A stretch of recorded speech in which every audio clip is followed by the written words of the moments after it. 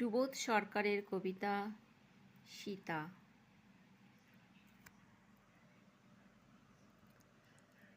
আমি আজ লঙ্কা থেকে ফিরে এলাম আপনার কাছে।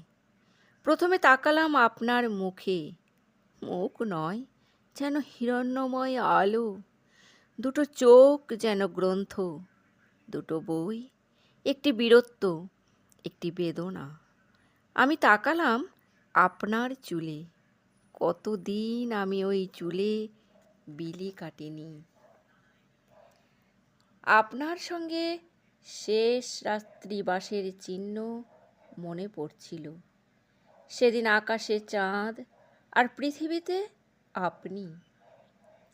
আপনি আমায় সেদিন ভালোবেসেছিলেন, যদিও জানি কোনো বীর কোনো মেয়েকে ভালোবাসতে পারে না। মনে হয় আপনি আমায় সেদিন শেষ ভালোবেসেছিলেন। তারপর কি ঘটেছিল সারা দেশ সেটা জানে। কে আমাকে লক্ষণ রেখা পাড়িয়ে আসতে বলেছিল সারা দেশ সেটা জানে। কে আমাকে ছো মেরে তুলে নিল সারা দেশ সেটা জানে। আমার জন্য আপনি অপমান সহ্য করেছেন সেটা আমি জানি। আমার জন্য আপনি একটা গোটা দেশ পুড়িয়ে দিয়েছেন আমি জানি। আজ আমি লঙ্কা থেকে ফিরে এলাম স্বামী, আজ আমি লঙ্কা থেকে ফিরে এলাম স্বামী আপনার কাছে। আপনি আমার স্বামী, আপনি আমার রক্ষক, আপনি আমার ভালোবাসা। আমার কুঞ্চিত কেশ যেখানে চিরুনি পড়েনি কতদিন, আমার তপ্ত কাঞ্চন ত্বক সেখানে হলুদ লাগেনি কতদিন, আমার ঠোঁট গেছে শুকিয়ে, সেখানে বহুদিন কোনো ভালোবাসা নেই।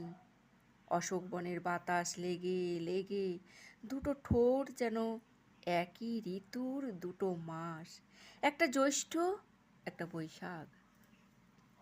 আমি আপনার কাছে ফিরে এলাম স্বামী, আমি আপনার কাছে ফিরে এলাম। আপনি আমায় গ্রহণ করুন। কিন্তু কিন্তু আপনি এ কি করলেন, এ কি বললেন? সীতা, তুমি দিব্যরূপা, তোমার রূপ দেখে ওই লোকটা তোমাকে হাতে পেয়ে নিশ্চয়ই অধিককাল ধৈর্য ধরেনি। তুমি পরপুরুষের অঙ্কে নিপীড়িত হয়েছ। আমি যদি তোমাকে গ্রহণ করি, কি বলবো আমার প্রজাদের? হে রাম, আমি সীতা, আমি শুধু আপনার বউ নই, আমি অগ্নি। আপনি শুনে রাখুন,